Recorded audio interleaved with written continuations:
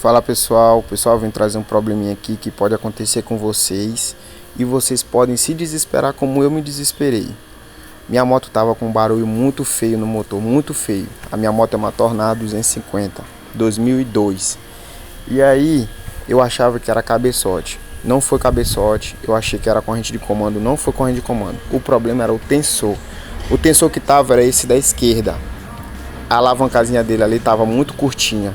Eu pesquisando alguns vídeos, todas as pessoas falavam que era o tensor. E eu fui e me atentei para isso e desmontei o meu. Quando eu tirei, tava aí, ó, desse jeito aí, bem curtinho. Não tava dando pressão na corrente de comando, o acionador. E aí eu fui, comprei um novo, que é o da direita, fiz a substituição e o motor tá filé. Segue o vídeo aí da moto funcionando sem barulho algum.